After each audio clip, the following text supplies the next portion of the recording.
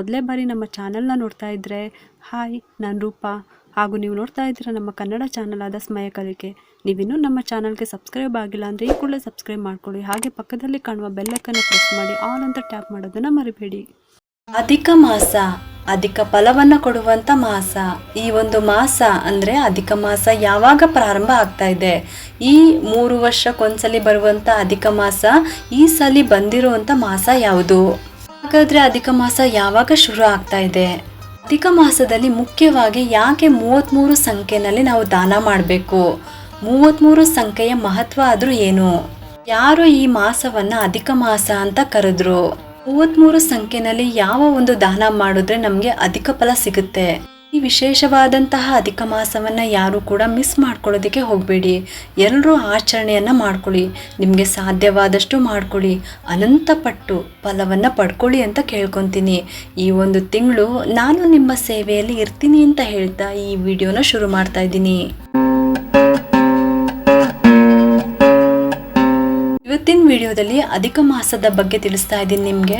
3 ವರ್ಷಕ್ಕೊಂದ್ಸಲಿ ಬರುವಂಥ ಅಧಿಕ ಮಾಸ, 33 ತಿಂಗಳಿಗೊಮ್ಮೆ ಬರುವಂಥ ಅಧಿಕ ಮಾಸಕ್ಕಾಗಿ ಎಲ್ಲರೂ ಕೂಡ ನಾವು ಕಾಯ್ತಾ ಇರ್ತೀವಿ. ಈ ಒಂದು ಪುಣ್ಯಕರವಾದಂತಹ ಮಾಸವನ್ನು ಎಲ್ಲರೂ ಉಪಯೋಗ ಮಾಡ್ಕೋಬೇಕು. ಎಲ್ಲರೂ ಪಾಪಗಳನ್ನು ಕಳ್ಕೋಬೇಕು. ಎಲ್ಲರೂ ಪುಣ್ಯ ಸಂಪಾದನೆ ಮಾಡಲೇಬೇಕು. ಹಾಗಾಗಿ ನಾವು ಸರಿಯಾದ ಕ್ರಮದಲ್ಲಿ ತಿಳಿಸ್ಕೊಟ್ರೆ ಇದನ್ನು ಹಾಗೆ ಮಾಡಿಕೊಂಡು ಪುಣ್ಯ ಸಂಪಾದನೆಯನ್ನು ಮಾಡ್ಕೋಬೇಕು. ಅಧಿಕ ಮಾಸ ಯಾವಾಗ ಶುರು ಆಗುತ್ತೆ ಅಂತ ಅಂದರೆ, ಮೊದಲನೇದಾಗಿ ನಾವು ಅಧಿಕ ಮಾಸದ ಡೇಟನ್ನು ತಿಳ್ಕೊಂಡ್ಬಿಡೋಣ. ಮೇ ತಿಂಗಳಲ್ಲಿ 17ನೇ ತಾರೀಕಿನಿಂದ, ಅವತ್ತು ಭಾನುವಾರ ಇರುತ್ತೆ, ಅಧಿಕ ಮಾಸ ಪ್ರಾರಂಭ ಆಗುತ್ತೆ. ಮೇ 17ನೇ ತಾರೀಕು ಭಾನುವಾರ ಇದೆ, ಅಧಿಕ ಮಾಸ ಪ್ರಾರಂಭ ಆಗ್ತಾ ಇದೆ. ಅಧಿಕ ಜ್ಯೇಷ್ಠ ಮಾಸ ಬಂದಿರುವಂಥದ್ದು ಈ ಸಾಲಿ. ಹೋದ್ಸಲ 3 ವರ್ಷದಿಂದ ಶ್ರಾವಣ ಮಾಸದಲ್ಲಿ ಬಂದಿತ್ತು ಅಲ್ವಾ, ಅಧಿಕ ಶ್ರಾವಣ ಬಂದಿತ್ತು. ಆಗ ವಿಶೇಷವಾಗಿ ಚಾತುರ್ಮಾಸ್ಯನೂ ನಡೀತಾ ಇತ್ತು. ಈ ಬಾರಿ ಅಧಿಕ ಜ್ಯೇಷ್ಠದಲ್ಲಿ ಬಂದಿದೆ. 1 ತಿಂಗಳು ಎಕ್ಸ್ಟ್ರಾ ಜ್ಯೇಷ್ಠ ಮಾಸವನ್ನು ನಾವು ನೋಡ್ತಾ ಇದ್ದೀವಿ. ಒಂದು ಅಧಿಕ ಜ್ಯೇಷ್ಠ, ಇನ್ನೊಂದು ನಿಜ ಜ್ಯೇಷ್ಠ ಅಂತ ಹೇಳಿ 2 ಜ್ಯೇಷ್ಠ ಮಾಸಗಳನ್ನು ಈ ಸಾಲಿ ನೋಡ್ತಾ ಇದ್ದೀವಿ. ಹಾಗಾಗಿ ಮೇ 17ನೇ ತಾರೀಕು ಭಾನುವಾರದಿಂದ ಅಧಿಕ ಮಾಸ ಪ್ರಾರಂಭ ಆಗುತ್ತೆ. ಜೂನ್ 15ನೇ ತಾರೀಕು ಸೋಮವಾರದವರೆಗೆ ಇರುತ್ತೆ. ಹಾಗಾಗಿ ಪೂರ್ತಿ 1 ತಿಂಗಳು ಅಂತ ಅಲ್ಲ, 17ರಿಂದ 15ನೇ ತಾರೀಕು ತನಕ ಇರುತ್ತೆ. ಅದರೊಳಗಡೆ ನೀವು ಅಧಿಕ ಮಾಸವನ್ನು ಮತ್ತು ದಾನಗಳನ್ನು ಯಾವಾಗ ಕೊಡಬೇಕು, ಏನೇನು ದಾನ ಕೊಡಬೇಕು ಅದನ್ನೆಲ್ಲ ನಿಮಗೆ ತಿಳಿಸ್ತಾ ಇದ್ದೀನಿ. ಮೊದಲು ನಾವು ಅಧಿಕ ಮಾಸದ ಬಗ್ಗೆ ತಿಳ್ಕೊಳ್ಳೋಣ. ಅಧಿಕ ಮಾಸ ಅಧಿಕ ಜ್ಯೇಷ್ಠದಲ್ಲಿ ಬಂದಿದೆ. 3 ವರ್ಷಕ್ಕೊಮ್ಮೆ ಬರುವಂಥ ಅಧಿಕ ಮಾಸ, ಹೆಚ್ಚುವರಿ ತಿಂಗಳು ಅಂತಲೇ ಹೇಳ್ತೀವಿ. 33 ತಿಂಗಳಿಗೆ ಒಮ್ಮೆ ಈ ಮಾಸ ಬರುತ್ತೆ. ಇನ್ನು ಈ ತಿಂಗಳಲ್ಲಿ ಮುಖ್ಯವಾಗಿ ಮಾಡುವಂಥ ಶುಭ ಕಾರ್ಯಗಳನ್ನು ಮಾಡಬಾರ್ದು. ನಿಶ್ಚಿತಾರ್ಥ, ಗೃಹ ಪ್ರವೇಶ, ಹೊಸ ವ್ಯಾಪಾರ, ಆಸ್ತಿ ಖರೀದಿ, ಈ ರೀತಿ ಯಾವುದೇ ಶುಭ ಕಾರ್ಯಗಳನ್ನು ಈ ಒಂದು ಮಾಸದಲ್ಲಿ ಮಾಡಬಾರ್ದು ಅಂತ ಶಾಸ್ತ್ರ ಹೇಳುತ್ತೆ. ಮತ್ತೆ ಈ ಮಾಸಕ್ಕೆ ಮಾಸ ನಿಯಮಕನಾದಂತಹ ಆನಂದ ಪುರುಷೋತ್ತಮ ಶ್ರೀ ಆನಂದ ಪುರುಷೋತ್ತಮ ಸೇವೆಯನ್ನು ಮಾಡಬೇಕು, ದಾನಗಳನ್ನು ಮಾಡಬೇಕು, ವಿಶೇಷ ಫಲಗಳನ್ನು ಪಡ್ಕೊತೀವಿ. ಅವನ ಪ್ರೀತ್ಯರ್ಥವಾಗಿ ದಾನಗಳನ್ನು ಮಾಡಬೇಕು, ಪೂಜೆಗಳನ್ನು ಮಾಡಬೇಕು, ನಿರಂತರವಾಗಿ ಭಗವಂತನ ಆರಾಧನೆ ಮಾಡಬೇಕು.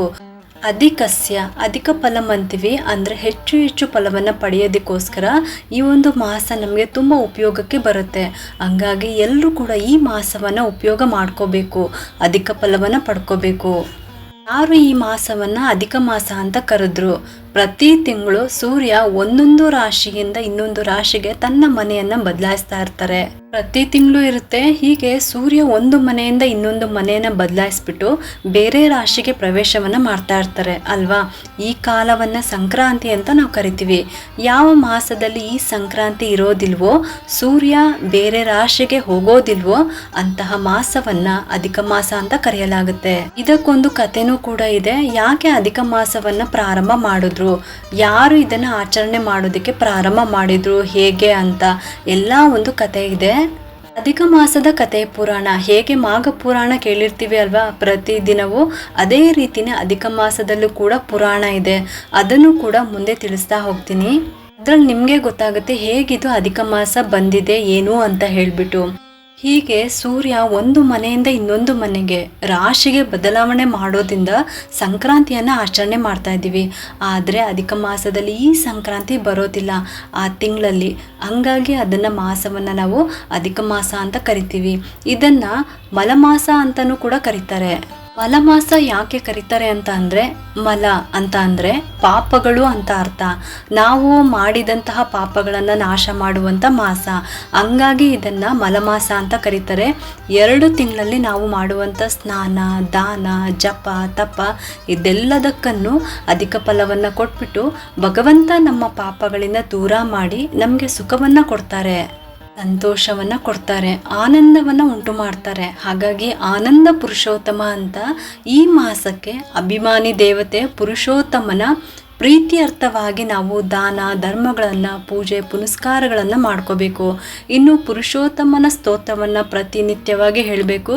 ಅದನ್ನು ನಿಮಗೆ ತಿಳಿಸ್ತೀನಿ. 33 ಅಪೂಪ ದಾನ ಈ ಒಂದು ಮಾಸದಲ್ಲಿ ಅಂದರೆ ಅಧಿಕ ಮಾಸದಲ್ಲಿ ತುಂಬಾನೇ ಶ್ರೇಷ್ಠವಾದದ್ದು. ಮುಖ್ಯವಾಗಿ ಎಲ್ಲರೂ ಮಾಡುವಂಥ ಅಪೂಪ ದಾನ ಅಂದರೆ ಅತಿರಸದ ದಾನ. ಇದನ್ನ 33 ಸಂಖ್ಯೆನಲ್ಲಿ ಮಾಡಬೇಕು. ಹಾಗಾದ್ರೆ 33 ಸಂಖ್ಯೆನಲ್ಲಿ ಯಾಕೆ ಮಾಡಬೇಕು? 33 ಸಂಖ್ಯೆನಲ್ಲಿ ಯಾಕೆ ನಾವು ದಾನಗಳನ್ನು ಮಾಡಬೇಕು ಅಂತ ಅಂದರೆ, 33 ಸಂಖ್ಯೆನಲ್ಲಿ ದಾನಗಳನ್ನು ಮಾಡಬೇಕು, ನಿತ್ಯ ದಾನಗಳನ್ನು ಮಾಡಬೇಕು. ಮತ್ತೆ ಅಪೂಪ ದಾನ ವಿಶೇಷವಾದದ್ದು 33 ದಂಪತಿಗಳಿಗೆ ಭೋಜನ ಮಾಡಿಸೋದು. ಹೀಗೆ ತುಂಬಾನೇ ಇದೆ. ಇದ್ರ ಬಗ್ಗೆ ತುಂಬಾ ದೊಡ್ಡ ಲಿಸ್ಟೇ ಇದೆ. ಇದನ್ನ ಸೇವ್ ಮಾಡಿಟ್ಕೊಂಡು ಲಿಸ್ಟ್ ಮಾಡ್ಕೊಳ್ಳಿ. ಎಲ್ಲರೂ ಪ್ರತಿಯೊಬ್ಬರು ಏನು ಸಾಧ್ಯ ಆಗುತ್ತೆ ಅಂದ್ರೆ ಒಂದು 33 ಹಣ್ಣುಗಳಾದ್ರೂ ದಾನವಾಗಿ ಕೊಟ್ರೆ, ಈ ರೀತಿ ನೀವೇನೇ ದಾನ ಮಾಡಿದ್ರು ಕೂಡ ಅನಂತ ಪುಣ್ಯ ಇದೆ. ಅನಂತ ಪಾಪಗಳನ್ನ ಪರಿಹಾರ ಮಾಡುವಂತ ಪುರುಷೋತ್ತಮ ಆ ಭಗವಂತ ನಿಮ್ಮನ್ನ ಸಲಹುತ್ತಾನೆ ಈ ತಿಂಗಳಲ್ಲಿ. ಹಂಗಾಗಿ ನಾವು ಮೊದಲಿಗೆ ಅಧಿಕ ಮಾಸ ಬಂದ ತಕ್ಷಣ ಸಂಕಲ್ಪವನ್ನ ಮಾಡ್ಕೋಬೇಕು. ಈ ಸಂಕಲ್ಪನೂ ಕೂಡ ತಿಳಿಸ್ಕೊಡ್ತೀನಿ. ಹಾಗೆ 33 ಬತ್ತಿ ಹಚ್ಚೋದು ಹೇಗೆ ಅಂತಾನು ಕೂಡ ತಿಳಿಸ್ಕೊಡ್ತೀನಿ ಮುಂದಿನ ವಿಡಿಯೋದಲ್ಲಿ. ಎಲ್ಲನೂ ಕೂಡ ಒಂದಾದ್ಮೇಲೆ ಒಂದು ವಿಡಿಯೋನ ಮಾಡ್ತಾ ಬರ್ತೀನಿ. ನೀವು ಜಸ್ಟ್ ನೋಡ್ತಾ ಹೋದ್ರೆ ಸಾಕು. ನಿಮ್ಮ ಅನುಕೂಲ ಹೇಗಾಗುತ್ತೋ ಆ ರೀತಿ ನೀವು ಮಾಡ್ಕೊಳ್ಳಿ ಅಂತ ಹೇಳ್ತೀನಿ. ಇನ್ನು ಅಧಿಕ ಮಾಸದಲ್ಲಿ ಮುಖ್ಯವಾಗಿ ಯಾಕೆ 33 ಸಂಖ್ಯೆನಲ್ಲಿ ನಾವು ದಾನ ಮಾಡೋದೇ ಆಗಿರ್ಬೋದು, ಈ 33 ಸಂಖ್ಯೆಯ ಮಹತ್ವ ಏನಿದೆ, ಯಾಕೆ ಈ ಸಂಖ್ಯೆ ಅಂತ ತಿಳ್ಕೊಳ್ಳೋಣ. 33 ಯಾಕಂತ ಅಂದ್ರೆ ಅಷ್ಟವಸುಗಳು, ಏಕಾದಶ ರುದ್ರರು, ದ್ವಾದಶ ಆದಿತ್ಯರು, ಸ್ವಸ್ತಿ ಪ್ರಜಾಪತಿಗಳು 2, ಒಟ್ಟು ಎಷ್ಟಾಯ್ತು 33 ದೇವತೆಗಳು ಅಂತ ಹೇಳ್ತೀವಿ.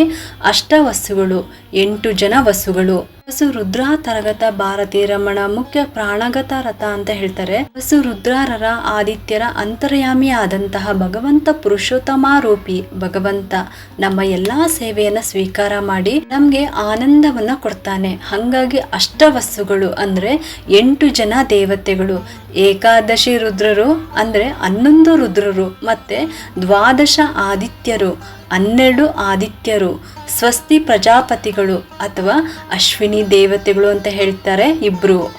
ಇವರೆಲ್ಲ ಸೇರ್ಬಿಟ್ಟು 33 ದೇವತೆಗಳು. ಯಾರು ಈ 33 ದೇವತೆಗಳು ಅಂತ ಅಂದ್ರೆ ಅದಿತಿ ಕಶ್ಯಪರ ಮಕ್ಕಳು. ಇವರು ಅದಿತಿ ಕಶ್ಯಪರಿಗೆ ಹುಟ್ಟಿದಂತಹ ಮಕ್ಕಳು ದೇವತೆಗಳು ಇವರೆಲ್ಲರೂ ಕೂಡ. ಅಷ್ಟವಸುಗಳು, ಏಕಾದಶಿ ರುದ್ರರು, ದ್ವಾದಶಿ ಆದಿತ್ಯರು, ಅಷ್ಟ ದೇವತೆಗಳು 2 ಅಥವಾ ಸ್ವಸ್ತಿಕ್ ಪ್ರಜಾಪತಿಗಳು ಅಂತಾನೂ ಕೂಡ ಕರಿತೀವಿ. ತ್ರಯಾತ್ರಿಶಂತ ಅಂದ್ರೆ 33 ಅಂತ. ತ್ರಯಾತ್ರಿಶಂತ ಅಂತರ್ಯಾಮಿ ಆದಂತಹ ಶ್ರೀ ಆನಂದ ಪುರುಷೋತ್ತಮ ಅಧಿಕ ಫಲ ಪ್ರಾಪ್ತಿ ಮಲಮಾಸ ದಾನಂ ಕರಿಷ್ಯೆ ಅಂತ ಹೇಳಿ ನಾವು ದಾನಗಳನ್ನ ಕೊಡ್ತೀವಿ. ಹಂಗಾಗಿ ಈ ಒಂದು 33 ದೇವತೆಗಳ ಅಂತರ್ಯಾಮಿ ಆದಂತಹ ಆನಂದ ಪುರುಷೋತ್ತಮನ ಪ್ರೀತಿಗಾಗಿ ಈ ಒಂದು ದಾನ ಧರ್ಮಗಳು, ಪೂಜೆ ಪುನಸ್ಕಾರಗಳು ನಾವು ಅಧಿಕ ಮಾಸದಲ್ಲಿ ನಾವು ಮಾಡ್ತೀವಿ. ಹೀಗೆ ಇದು 33 ಸಂಖ್ಯೆಯ ಮಹತ್ವ. ಹಾಗಾಗಿ ಅಧಿಕ ಮಾಸದಲ್ಲಿ ನಾವು ಅಧಿಕ ದಾನಗಳನ್ನ ಕೊಡಬೇಕು, ಅಧಿಕ ಫಲಗಳನ್ನ ಪಡ್ಕೋಬೇಕು ಅಂತ ಹಾಡಿದೆ. ಅಧಿಕ ಮಾಸವನ್ನ ಭಕ್ತಿ ಶ್ರದ್ಧೆಯಿಂದ ನಿಮ್ಮ ಕೈಲಾದಷ್ಟು ಇದನ್ನ ನೀವು ಮಾಡ್ರಿ. ಇದನ್ನೇ ಮಾಡ್ರಿ ಅಂತ ನಾನು ಹೇಳೋದಕ್ಕೆ ಹೋಗೋದಿಲ್ಲ. ನಿಮಗೆ ನಿಮ್ಮ ಶಕ್ತಿನ ನೋಡಿಕೊಂಡು ನೀವು ನಿಮ್ಗೇನು ಸಾಧ್ಯ ಆಗುತ್ತೋ ಅದನ್ನು ನೀವು ದಾನಗಳನ್ನು ಮಾಡ್ಕೊಳ್ಳಿ.